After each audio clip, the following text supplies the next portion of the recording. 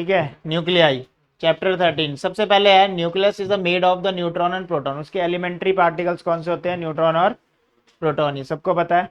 Neutron proton उसके elementary particle है।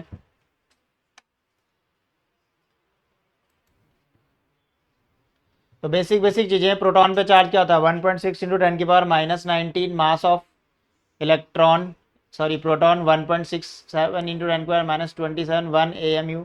Symbol इसको हम लेते हैं 1H1।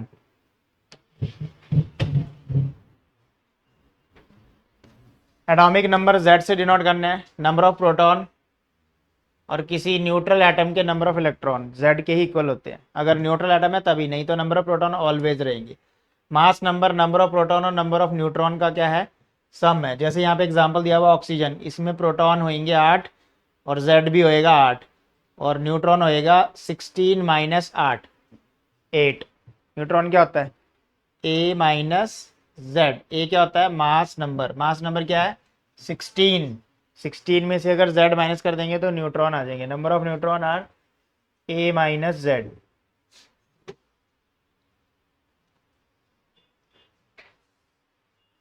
सो कहीं पे भी कोई एलिमेंट लिखा है, जैसे कार्बन लिखा है 612, तो ये उसका Z होएगा और ये उसका A होएगा।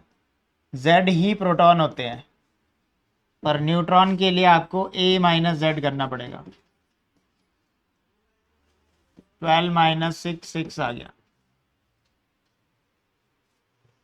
फिर से वो basic property, isotopes, the atoms of the same element whose nuclei have same number of proton but different number of neutron. Number of neutron मतलब मास नंबर अलग अलग होएगा तो ही नंबर ऑफ न्यूट्रॉन अलग अलग आएंगे। तो atomic number same, mass number different. Isotopes के एग्जांपल ये होते हैं 1H1, 1H2, 1H3। हाइड्रोजन के तीनों आइसोटोप्स याद रखने हैं। कौन कौन से होते हैं?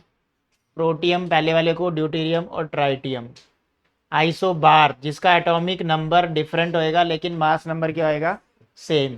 जैसे कार्बन के है, कार्बन 6 वाला और नाइट्रोजन 7।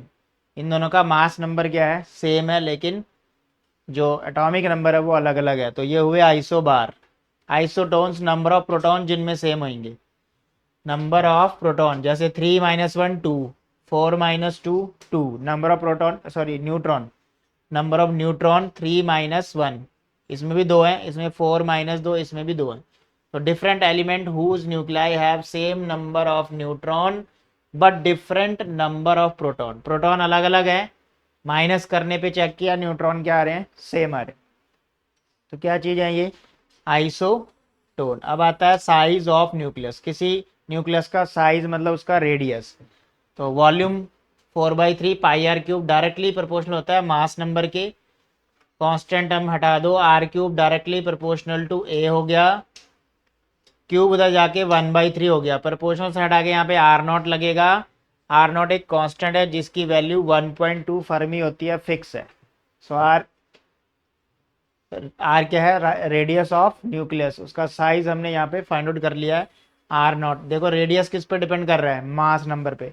मास नंबर जैसे जैसे बढ़ता जाएगा रेडियस बढ़ेगा। तो साइज किस पे डिपेंड करता है? मास नंबर की 1/3 पावर पे। डेंसिटी हमेशा कांस्टेंट रहती है। किसी भी न्यूक्लियस का डेंसिटी क्या रहेगा? सेम। डेंसिटी का फॉर्मूला होता है मास ओवर वॉल्यूम। मास क्या है? उसका एटॉमिक नंबर इनटू एक प्रोटॉन का मास। किसी भी एटम का मास क्या होता है? Concentrated at the nucleus. तो न्यूक्लियस पे कितना मास होता है भाई? ए क्या चीज है? Mass number into AMU divide by volume क्या है? 4/3 पाई आर क्यूब। आर की जगह हम वो पुट कर देंगे जो अभी निकाला था, आर नॉट ए की पावर 1/3। आर नॉट ए की पावर 1/3। तो यहाँ पे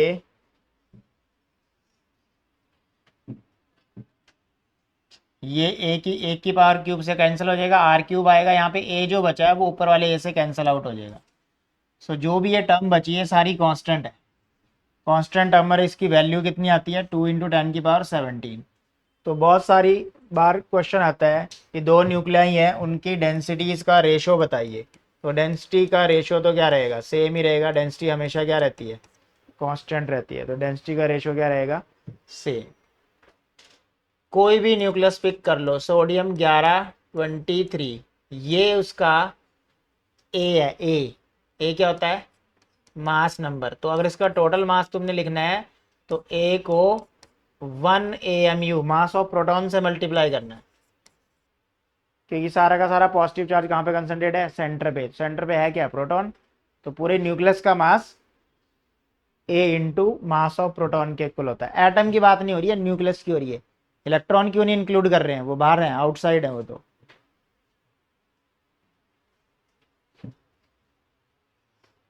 अब यहां से आता है आइंस्टाइन का मास एनर्जी रिलेशन। तो मास एनर्जी रिलेशन क्या है? E equal to m c square. Total energy होती है E nought plus kinetic energy. E nought होता है m not c square. M nought को बोलते हैं नॉर्मल मास या रेस्ट मास बोलते हैं, और एम जो है मास जब बॉडी स्पीड में होगी। जब कोई पार्टिकल स्पीड में होगा तो उसका मास चेंज होता है। ये जो मास है वो एम नॉट के साथ इसका रिलेशन ये है, √1 minus v square by c square. Rest पे है तो एम नॉट मास है, मोशन में है तो एम मास है। सेम नहीं है। आइंस्टाइन का कहना है जब पार्टिकल मूव करेगा तो उसकी स्पीड के साथ साथ उसका मास भी वेरी करता है। ठीक, किस हिसाब से वेरी करता है? M equal to m naught √1 minus v square by c square. Notes खोलो, जहां जहां लिख रहा हूँ वैसे लिखते जाओ।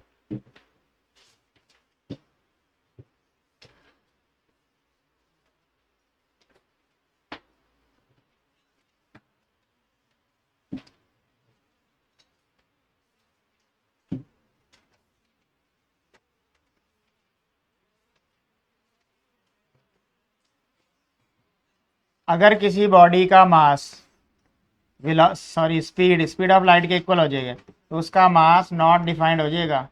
इसीलिए सबसे तेज स्पीड सिर्फ लाइट की ही मानी जाती है, क्योंकि उसके बाद डिफाइन करना बहुत मुश्किल हो जाएगा।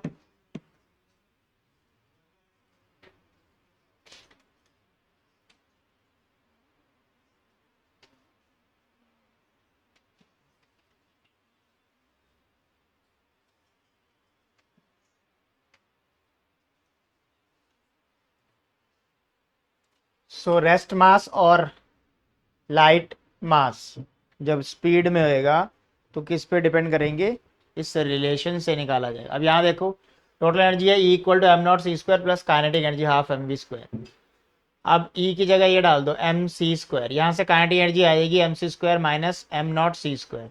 एम माइनस एम जो ये मास का डिफरेंस है। डिफरेंस क्यों है? क्योंकि जब रेस्ट पे है तो कुछ और मास है और जब मोशन में है तो कुछ और मास है। ठीक, तो दोनों मास का जो डिफरेंस होता है उसको बोलते हैं डेल एम, जिसे कहेंगे मास डिफेक्ट। अगले स्टेप में इसको बोलेंगे मास डिफेक्ट। मास में कितना चेंज आया, del m is mass defect. तो एनर्जी का फॉर्मूला हो गया del m c square. Einstein का कहना है थ्योरी ऑफ रिलेटिविटी यही थी कि जब भी कोई पार्टिकल की स्पीड बहुत ज़्यादा होगी तो उसका मास भी वेरी करेगा और सभी एनर्जीज का सम इसके इक्वल होएगा एम सी स्क्वायर की, चाहे वो काइनेटिक है चाहे पोटेंशियल है। टोटल एनर्जी इतनी रहेगी हमेशा। अब आता है मास डिफेक्ट। अब ध्यान से देखिए, किसी भी न्यूक्लियस का, ये न्यूक्लियस बनाया ऑर्बिट नहीं है, इसके अंदर क्या है? Z प्रोटॉन है। एक प्रोटॉन का मास क्या है? mp। तो टोटल प्रोटॉन का मास कितना हो गया? ZmP। A minus Z neutron है। A माइनस Z न्यूट्रॉन है, एक का मास Mn है और पूरे न्यूक्लियस का मास कैपिटल M है।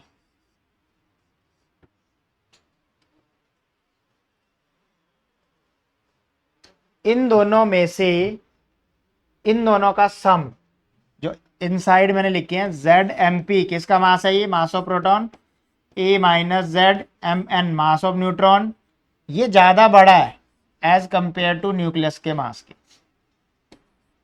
और ऐसा क्यों है? ये तो इसके अंदर ही है। न्यूक्लियस क्या बोला जा रहा है, ध्यान से सुनो। न्यूक्लियस के अंदर जो पार्टिकल है उनका मास ज्यादा है एज कंपेयर टू पूरे न्यूक्लियस के, पर वो तो उसके अंदर ही है। ऐसा कैसे पॉसिबल है? एक फोर्स लग रहा है जिसका नाम है न्यूक्लियर फोर्स। न्यूक्लियर फोर्स की वजह से ये है कि न्यूक्लियस का मास कम हो जाता है, उसके अंदर कॉन्स्टिट्यूएंट पार्टिकल्स का मास क्या रहता है, ज्यादा। अगर आप इंडिविजुअली उनका मास करोगे तो ज्यादा आएगा as compared to nucleus due to nuclear force. तो अब पता चल गया ये ज्यादा है ये कम है, तो मास डिफेक्ट कैसे निकलता है, ज्यादा में से कम वाला माइनस कर दो, Z m p plus A minus Z m n minus total mass of the nucleus, इसी को बोलते हैं मास डिफेक्ट।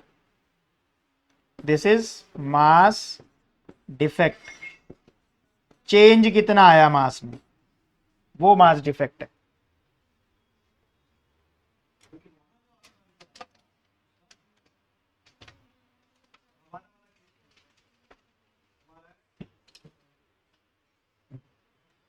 अब आइंस्टाइन की एनर्जी लगाएं तो मास डिफेक्ट में बाइंडिंग एनर्जी को सीधा इसको सी स्क्वायर से मल्टीप्लाई कर दो, तो क्या आ जाएगा, binding energy, nuclear binding energy del E B से डिनोट करना है।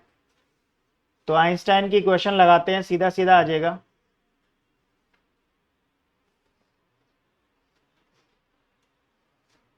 क्या याद रखेंगे, डेल एम, टोटल एनर्जी निकालनी हमने, तो बाइंडिंग एनर्जी का फॉर्मूला क्या होता है, डेल एम सी स्क्वायर, यही तो आइंस्टाइन की इक्वेशन है। डेल एम अभी अभी हमने निकाला था ये वाला, z m p plus A minus m, A minus z into m n minus m. अगर आपको ए एम यू में आंसर चाहिए तो बस यही आंसर है, जो डेल एम की जो वैल्यू है मतलब वो ए एम यू में ली जाती है, एटॉमिक मास यूनिट। आपको दो तरीके से इसको याद रखना, अगर आपको एनर्जी का आंसर चाहिए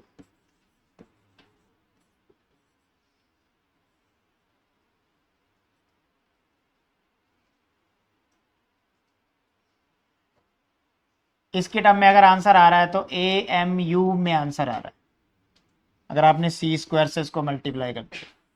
और अगर आपने del E B equal to del m को 931.5 से मल्टीप्लाई कर दिया, तो अब आंसर मिलियन इलेक्ट्रॉन वोल्ट में आएगा। ऑल दो इसको 1.6 से भी डिवाइड करना पड़ेगा, क्योंकि आंसर एनर्जी का किस में होगा, जूल में।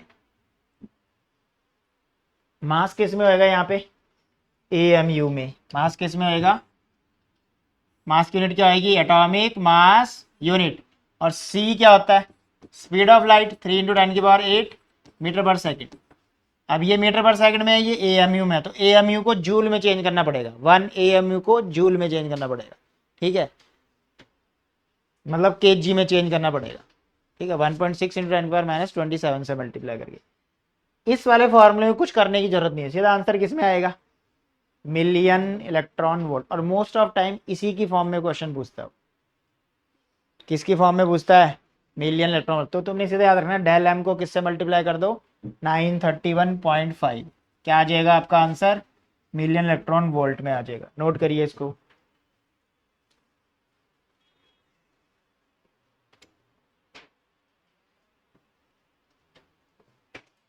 So this is nuclear binding energy. इतनी एनर्जी है जिसने न्यूक्लियन को बाइंड करके रखा हुआ है न्यूक्लियस के अंदर।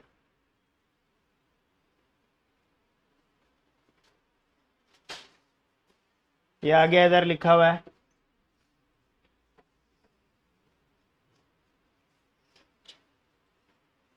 अगर आपसे पूछा है nuclear binding energy per nucleon निकालो, बाइंडिंग एनर्जी पर न्यूक्लियन निकालो, तो बस न्यूक्लियन क्या होते हैं, ए को ही तो न्यूक्लियन बोलते हैं।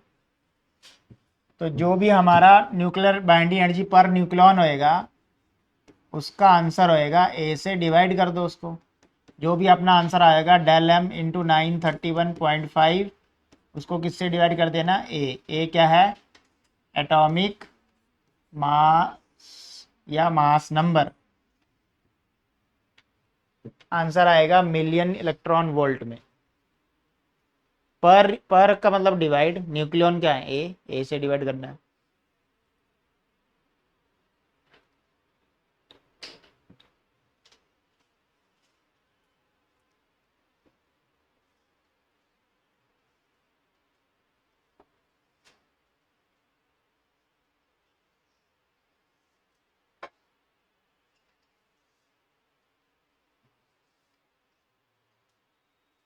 The average energy required to nuclear to release nucleons from the nucleus is called, इसकी डेफिनेशन है।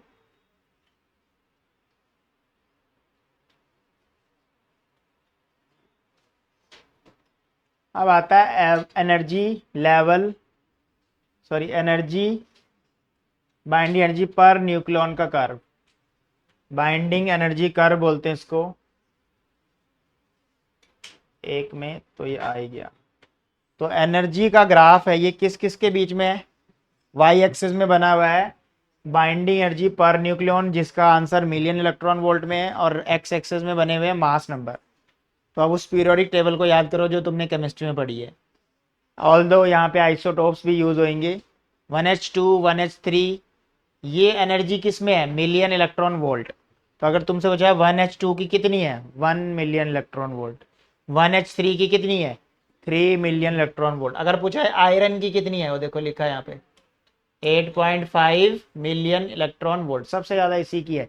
आयरन और उसके अलॉय निकल जो है सबसे ज़्यादा इन्हीं की होती है। इसकी कितनी है निकल की, देखो 5.8 मिलियन इलेक्ट्रॉन वोल्ट। ये सबसे ज़्यादा मोर स्टेबल होते हैं, क्योंकि इनकी बाइंडिंग एनर्जी क्या है, सबसे ज़्यादा है। जिनकी जितनी ज़्यादा होती है वो उतनी ज़्यादा क्या होते हैं, स्टेबल होते हैं। नाइट्रोजन की कितनी दिख रही है, 7.5 के आसपास। 6.84 किसकी बता रहा है, ये हीलियम की। लिथियम की कितनी बता रहा है, 5.61 मिलियन इलेक्ट्रॉन वोल्ट। तो ये सारा डाटा आपको जो दिया जा रहा है, ये आपको बता रहा है कि ये देखो इसका कितना मास नंबर है, 20 mass number, sorry 50, mass number कितना है, 56 के आसपास होता है आयरन का, तो वो 50 पे वैसे मार्क कर रहे हैं। ठीक, इस तरफ मास नंबर है, ए है ये। तो जिनके मास नंबर ऑलमोस्ट वो भी सारे स्टेबल ही है, ऑक्सीजन ये वो 30 से लेके 170 के बीच में होते हैं, वो स्टेबल होते हैं। 30 से कम वाले क्या होंगे, लाइट न्यूक्लियाई। 170 से ज़्यादा वाले क्या होंगे, हैवी न्यूक्लियस। समझ आई बात। तो अब ध्यान से सुनो, जो भी इस रीजन में लाई करेगा, जिसकी बाइंडिंग एनर्जी इस रीजन में लाई करेगी, कौन सी रीजन में, मास नंबर फ्रॉम 30 टू 170 के बीच में, वो स्टेबल होते हैं। स्टेबल मतलब वो आसानी से ब्रेक नहीं होने वाले। तो जो लाइट न्यूक्लियाई हैं उनकी एनर्जी कम होती है, तो वो चाहते हैं कि हम दो या दो से ज़्यादा मिक्स हो जाएं, ताकि हमारी एनर्जी क्या हो, बढ़ जाए, और हम किस जोन में चले जाएं, स्टेबल जोन में चले जाएं। जैसे जैसे जो हैवी न्यूक्लियस होते हैं उनकी एनर्जी भी कम होती है, उनकी एनर्जी भी क्या होती है, कम। देखो डिक्रीज होने लगी, यूरेनियम तक कितनी कम हो चुकी है, यूरेनियम तक कितनी कम हो चुकी है, देखो यूरेनियम की यहाँ आ चुकी है 7 पॉइंट समथिंग। तो जो हैवी न्यूक्लियस है उसकी भी बाइंडिंग एनर्जी कम होती है पर न्यूक्लियॉन, और जो लाइट है उनकी तो होती है। तो लाइट वाले एडअप होना चाहते हैं और हैवी वाला स्प्लिट होना चाहता है। तो हैवी वाला दो छोटे छोटे में स्प्लिट हो जाता है, वो है फ्यूजन, न्यूक्लियर फ्यूजन। और जो लाइट वाले आपस में एडअप होके एक हैवी न्यूक्लियस बनाएंगे, उसको क्या बोलेंगे, फ्यूजन। तो ये दो प्रोसेस पड़े हैं, न्यूक्लियर फ्यूजन और न्यूक्लियर फिजन। होता क्यों है, ये रीजन है, क्योंकि वो न्यूक्लियाई क्या रहना चाहते हैं, स्टेबल ही। जो हैवी न्यूक्लियस ब्रेक हो जाते हैं। ठीक है, तो यही चार लाइनें यहाँ लिखनी है इसके graph. Average binding energy per nucleon for mass number less than 3 is very small. Hydrogen की बात हो रही है, जिनकी 3 से कम है उनकी बाइंडिंग एनर्जी बहुत कम है। Some nuclei with mass number 20 to 30, 3 to 20 have large binding energy, जैसे कि ये है। ठीक है, for 30 to 56 binding energy per nucleon increases gradually till attain the maximum value of 8.8। किसकी थी वो, निकल की। 10 आयरन निकल आर स्टेबल एलिमेंट, वो कैसे हैं, स्टेबल है। चौथा पॉइंट देखो, for nuclei whose mass number is greater than 56 their binding energy per nucleon decreases. For uranium one of the heaviest natural element the binding energy per nucleon उसकी 7.5 तक चल जाती है। तो जैसे जैसे मास नंबर बढ़ेगा तो भी बाइंडिंग एनर्जी घटेगी, और लाइट है तो भी घटेगी। सिर्फ एक बीच में एक छोटा सा रीजन है जहां पे स्टेबल रहते हैं। तो क्या कंक्लूजन है, देखो ध्यान से। पहला nuclear fusion, when a heavy nucleus split into light nuclei जैसे यूरेनियम का एग्जांपल दे रहा है, then binding energy per nucleon of lighter nuclei is more stable than the original heavy nucleus, this process is called nuclear fusion. Uranium break होता है krypton और barium में, ठीक है, क्रिप्टॉन और बेरियम में ब्रेक होता है और वो दोनों स्टेबल है, इसीलिए ब्रेक हुआ है। खुद यूरेनियम रहता तो क्या होगा, फिर ये स्टेबल नहीं रहेगा। फ्यूजन देखो, when two very light nuclei जैसे कि hydrogen combine to form the heavy nucleus, then binding energy per nucleon of the heavy nucleus becomes more than the lighter nuclei. अब दो लाइट ऐड होंगे तो heavy बन जाएंगे।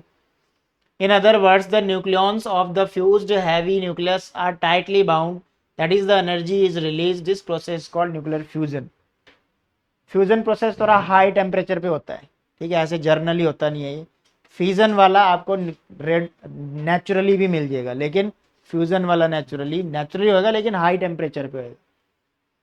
ये अभी और एक्सप्लेनेशन है इसकी न्यूक्लियर फ्यूजन को वहीं पे खत्म कर देते हैं उसको। ये रहा न्यूक्लियर फ्यूजन। जैसे मैंने बताया यूरेनियम कैसे ब्रेक होता है, यूरेनियम है 92 यूरेनियम का नंबर कितना होता है 92, मास नंबर कितना है 235। एक न्यूट्रॉन की बम्बार्डिंग की जाती है और एक क्रिप्टॉन और बेरियम में क्या हो जाता है, ब्रेक हो जाता है। क्रिप्टॉन का नंबर देखिए 141, उसका 92, तो ऑलमोस्ट किस किस रीजन में लाई कर रहा है, जहां पे स्टेबिलिटी है। क्रिप्टॉन बेरियम के अलावा 3 और न्यूट्रॉन रिलीज होते हैं और लॉट ऑफ एनर्जी भी रिलीज होती है, ठीक है। उसके बाद एक न्यूट्रॉन से 3 न्यूट्रॉन निकलते हैं, इसकी कहानी बाद में समझाते हैं। When a slow moving neutron strike with the uranium split into the barium and krypton, और 2 लाइट न्यूक्लियाई बना देता है जो कि क्या होंगे, स्टेबल होंगे। क्लियर। फ्यूजन, ये देखो, the process in which 2 very light nuclei combine to form a nucleus with a large mass number along with the release of the large amount of energy is called fusion। जैसे 1H1 1H3 1H2 को मिला के helium बन रहा है। 1H3 क्या था, ट्राइट्रियम, और 1H2 क्या था, ड्यूटेरियम। दोनों को मिक्स किया, वो लाइट थे, क्या बन गया, हीलियम। एक न्यूट्रॉन निकला और इतनी एनर्जी निकली है, 17.6 मिलियन इलेक्ट्रॉन वोल्ट, ज़्यादा एनर्जी होती है। 1H1 1H2 से एक ट्राइट्रियम निकल रहा है, एक हाइड्रोजन भी निकल रहा है और 4 मिलियन इलेक्ट्रॉन वोल्ट की भी एनर्जी निकल रही है। तो फ्यूजन प्रोसेस थोड़ा क्या है, हाई टेम्परेचर पे होने वाला है। होता नेचुरली भी होता है और वैसे भी हो सकता है, लेकिन इसके लिए हाई टेम्परेचर। देखो लिखा, nuclear fusion is known as the thermo nuclear reaction because it can not take place so easily. इसके लिए बहुत हाई टेम्परेचर चाहिए होता है। Temperature of the order of, देखो कितना चाहिए, 10⁸ kelvin is required to start the nuclear fusion. High temperature पे ही फ्यूजन हो सकता है। तो ये था nuclear fusion.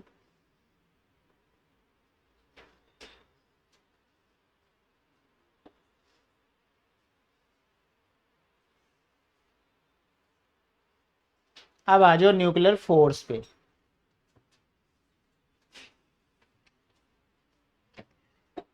Nuclear force charge पे डिपेंड नहीं करता है, मतलब प्रोटॉन प्रोटॉन पे भी लग सकता है, प्रोटॉन न्यूट्रॉन पे भी लग सकता है, न्यूट्रॉन न्यूट्रॉन पे लग सकता है, चार्ज से कोई लेना देना नहीं है इसका। ये एक सेंट्रल फोर्स होता है, सबसे स्ट्रांग फोर्स होता है।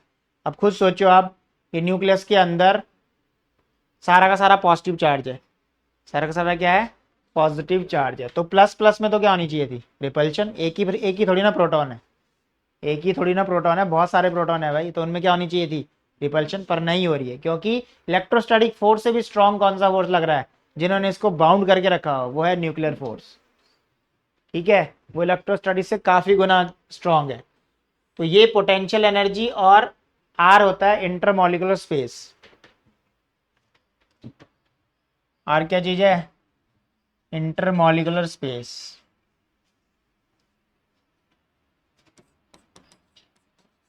इंटरमॉलिक्यूलर स्पेस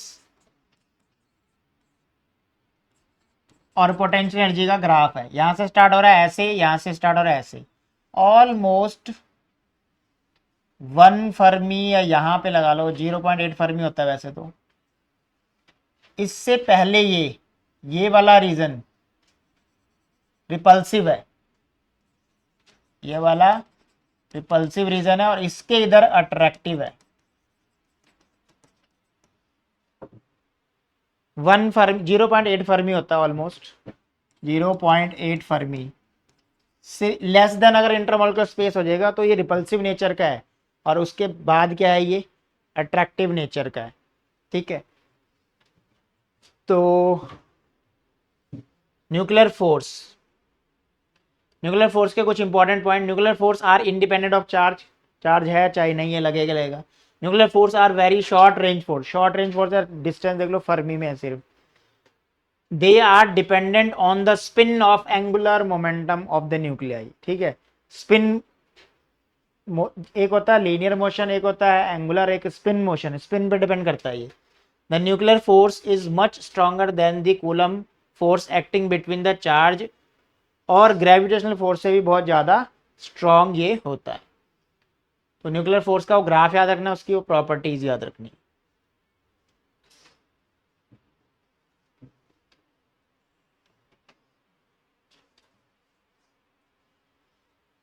अब यहां तक तो था ये सारा थ्योरी वाला पोर्शन। ठीक है,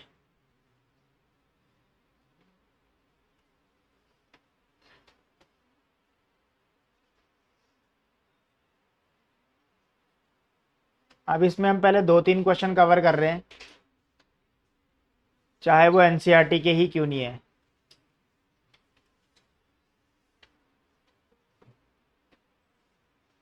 देखो क्या लिखा है, question number 3, express one atomic mass unit energy unit in first in joule, पहले जूल बताओ, then million electron volt. Joule में तो आसानी से आ जाएगी mc square, one atomic mass बोल रहा है, सी अपने को पता ही होता है, आंसर आ जाएगा। ठीक है, फिर उसको मिलियन इलेक्ट्रॉन वोल्ट में करना। उसके बाद कह रहा है using this express the mass defect of oxygen 0.16 होना चाहिए, गलत लिखा है यहाँ पे 0.816, जिसमें 8 प्रोटॉन 8 न्यूट्रॉन है। अब ऐसा क्वेश्चन जब भी आपके पास आएगा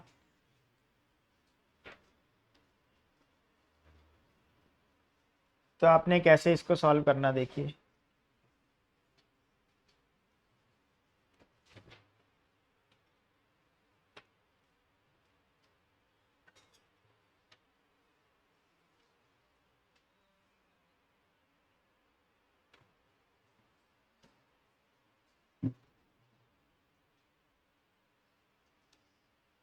ऐसा कुछ क्वेश्चन है, इसमें वैसे 2 पार्ट है। फर्स्ट पार्ट में बोल रहा है कि atomic mass unit, atomic mass unit मतलब m कितना लेना है, 1 AMU, 1 AMU में होते हैं 1.6 इंटू 10⁻⁻27 kg। इसको कहता है जूल में इसकी एनर्जी निकालो, तो हम फॉर्मूला लगाएंगे mc स्क्वायर, m kg में डाल देंगे, और c की वैल्यू होती है 3 into 10⁸ square, approximately 931.5 million electron volt इसका आंसर आ जाएगा। ठीक, उसके बाद बी पार्ट में बोल रहा है कि ऑक्सीजन का ये नंबर 8 है, ये 16 है, इसके ऊपर वाले को बोलते हैं ए, नीचे वाले को बोलते हैं जेड।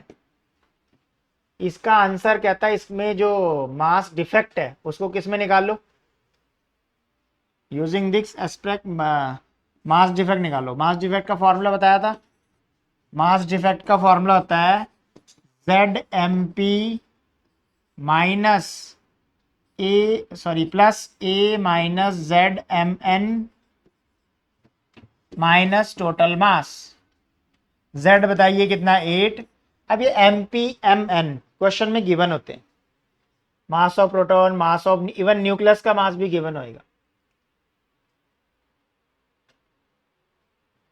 ये देखो इसमें दिया नहीं लेकिन गिवन होना चाहिए ये। एक प्रोटॉन का मास है 1.00। जब तुम्हारे पास पेपर में ये क्वेश्चन आएगा तो आपके पास ये गिवन होएगा। ठीक है, 1.00727 1.0086 न्यूट्रॉन का ये है, उसका वो है 8662727, और टोटल मास कितना है 15.99 मास ऑफ द न्यूक्लियस। 3 चीजें आपके पास अवेलेबल होंगी, मास of proton, mass of neutron, mass of nucleus. ठीक,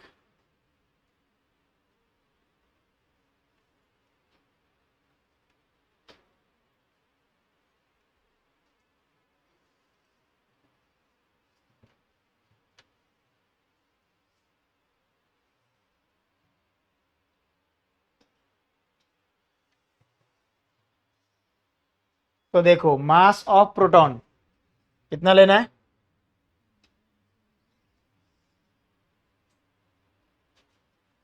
मास है इसमें, प्रोटॉन के नंबर्स कितने हैं 8, और एक मास का प्रोटॉन मास ऑफ प्रोटॉन होता है 1.00727 प्लस ए कितना है 16 माइनस 8, मास ऑफ न्यूट्रॉन भी क्वेश्चन में गिवन होता है 1.00866, और इवन टोटल मास भी न्यूक्लियस का गिवन है। ऐसे क्वेश्चन मैं भी आपको दिखाता हूं,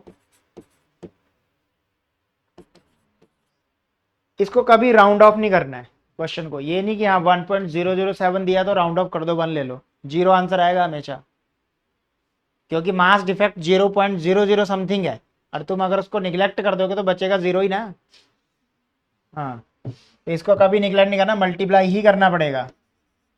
तो इसको मल्टीप्लाई किया, फिर इसको मल्टीप्लाई किया, प्लस करने के बाद ये आंसर आया 16.12744 माइनस 15.99053, इसको माइनस करके आया 0.13619, आंसर है AMU में। अब अगर आपको एनर्जी चाहिए, अगर हमें अब एनर्जी चाहिए तो हम इसको किससे मल्टीप्लाई कर देंगे 931 से। बाइंडिंग एनर्जी का फॉर्मूला क्या होता है डेल्टा एम इंटू 931.5, तो इसको मल्टीप्लाई कर दो 3619 इंटू 931.5, ये answer approximately 127.5 million electron volt के आसपास आ जाएगा। तो सिंपल सी कैलकुलेशन होती है जिसमें आपको राउंड ऑफ नहीं करना है। इसका एक क्वेश्चन बनता है बाइंडिंग एनर्जी का पक्का न्यूक्लियस से।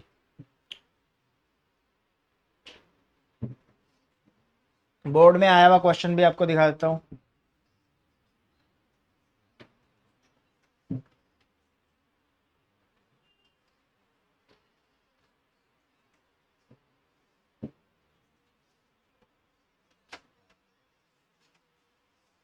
ये लो एनसीईआरटी में ही है, देखो ये सारी वैल्यूज गिवन होती है।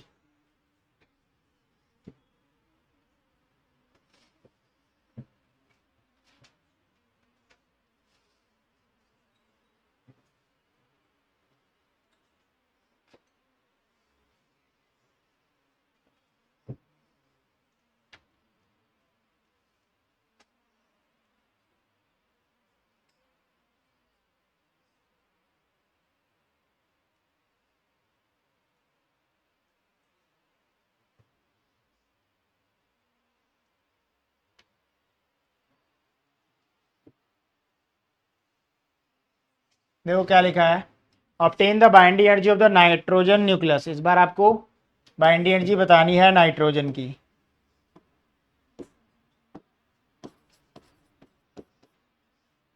सो नाइट्रोजन का नंबर है 714, तो ये हो गया ए और ये हो गया जेड। देखो मास ऑफ न्यूट्रॉन गिवन है, मास ऑफ नाइट्रोजन गिवन है, मास ऑफ हाइड्रोजन मतलब प्रोटॉन वो भी गिवन है।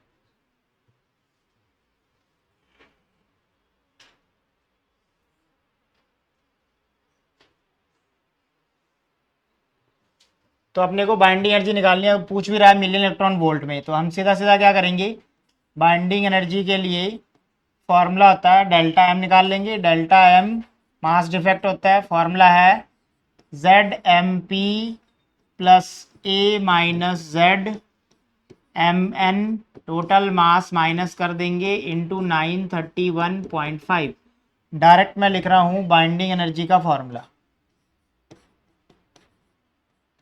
ये मास डिफेक्ट होता है उसको 931 से मल्टीप्लाई। Z देखो 7 है, मास ऑफ प्रोटॉन क्वेश्चन में गिवन है 1.00783 plus A minus Z 14 minus Z था 7, mass of neutron 1.00867, total nucleus का mass 14.00307 into whole multiply by 931.5।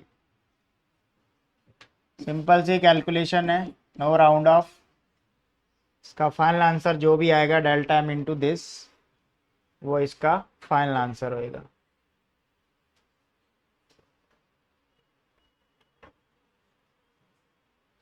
तो यहाँ पे करके दिखा रहे, देखो अलग अलग करके माइनस किया, 17 मास डिफेक्ट कितना आ गया 0.11243, उसको किससे मल्टीप्लाई करना है 931.5 से, आंसर मिलियन इलेक्ट्रॉन वोल्ट में है। ऐसे ही क्वेश्चन आते हैं एनसीईआरटी में भी, ऐसे ही बचे हुए हैं। अगर बाइंडिंग एनर्जी पर न्यूक्लियन बोला हो तो न्यूक्लियन से डिवाइड कर देना। न्यूक्लियन कितने इसमें 56, 56 से डिवाइड कर दिया।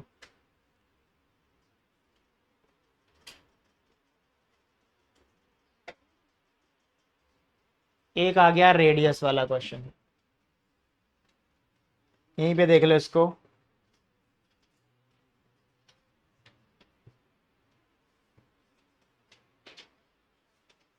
obtain the approximate the ratio of the nuclear radii of the gold isotopes this।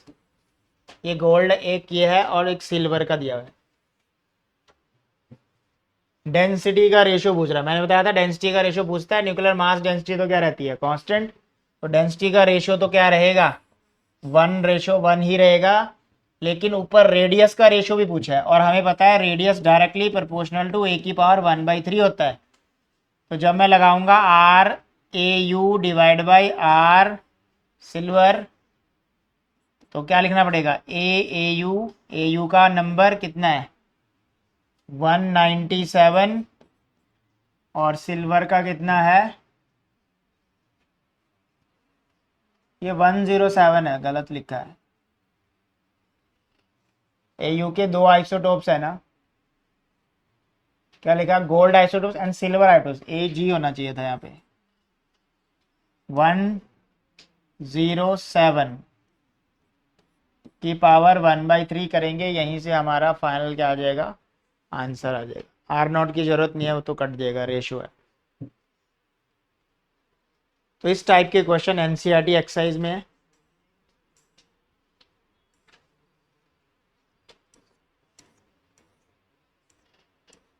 अब एक चीज और, जब जब आपको इक्वेशन दी होगी तब भी आप बाइंडिंग एनर्जी निकाल सकते हो।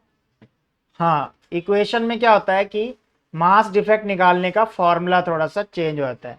अगर आपको न्यूक्लियस दिया है तब तो वही रहेगा मास डिफेक्ट का फॉर्मूला, पर अगर आपको इक्वेशन दी है तो मास डिफेक्ट का फॉर्मूला क्या हो जाएगा, डेल एम का फॉर्मूला क्या हो जाएगा mass of left hand side, equation का जो रिएक्टेंट्स होता है उनके मास ऐड कर लो, plus mass of product, sorry minus mass of right hand side. Right hand side क्या होते हैं किसी इक्वेशन में, केमिकल इक्वेशन में क्या होते हैं प्रोडक्ट। ऐसे करके मास डिफेक्ट निकलेगा जब आपको इक्वेशन दी होगी, जैसे अभी दी हुई है। तो ये हो गया हमारे लेफ्ट हैंड साइड, इनके मासेस ऐड करो, इनके मास ऐड करो, दोनों को माइनस करो, वही अपना क्या होएगा डेल एम होएगा। फिर उसको किससे मल्टीप्लाई करना होता है 931.5, ये करा हुआ है। अब न्यूक्लियस थोड़ी ना दिया, अब तो इक्वेशन दी हुई है, तो अब कैसे मास निकलेगा लेफ्ट हैंड साइड के मास में से राइट हैंड साइड के मास। सिमिलरली ये वाली इक्वेशन दी है, देखो लेफ्ट हैंड साइड का मास निकाल लो और राइट हैंड साइड का मास निकालो और दोनों को माइनस कर दो, उसको 931 से मल्टीप्लाई कर दो, आपका फाइनल आंसर आ जाएगा। इनके मास याद करने नहीं, क्वेश्चन में गिवन होते हैं, किसी के कोई मास याद नहीं करने, सब दिए होंगे। ठीक है, बस आपने कैलकुलेशन करनी है और याद रखना निकाल क्या रहे हैं बस। जैसे ये इक्वेशन दी थी, देखो आयरन कहता 2 एल्यूमिनियम में ब्रेक हो गया, तो आयरन की इक्वेशन बना दी, आयरन ब्रेक हो गया 2 एल्यूमिनियम में, प्लस एनर्जी निकल रही है। तो कैसे निकलेगी एनर्जी, लेफ्ट हैंड साइड का मास में से क्या माइनस करना पड़ेगा राइट हैंड साइड, उसको किससे मल्टीप्लाई करना लास्ट में 931.5। इन दोनों के मास दिए हैं क्वेश्चन में, देखो सब गिवन होता है, बस ये फ्री के नंबर हैं।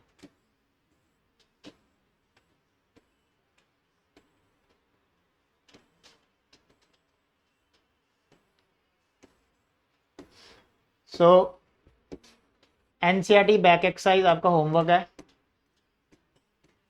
ठीक है, और जितने भी इसमें क्वेश्चन है वो आप करके आओगे।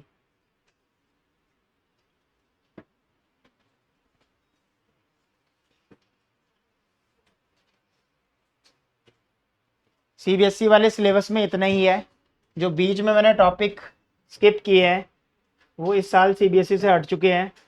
पर फिर भी हम इनको कर देंगे। अगर आप लिखना चाहते हो तो लिख लो इनके ऊपर।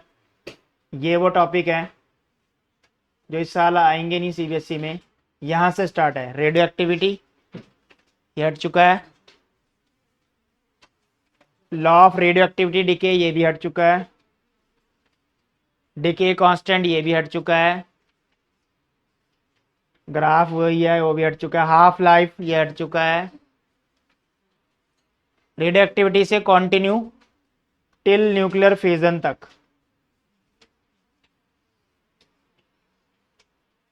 ये न्यूक्लियर फ्यूजन है। इससे पहले पहले तक रेडियो एक्टिविटी से न्यूक्लियर फ्यूजन से पहले पहले, ये सीबीएसई में नहीं है। ऑल दो हम इसको करेंगे अगले लेक्चर में, ठीक है, क्योंकि इसमें से नीट और जेई में तो आएगा ही आएगा।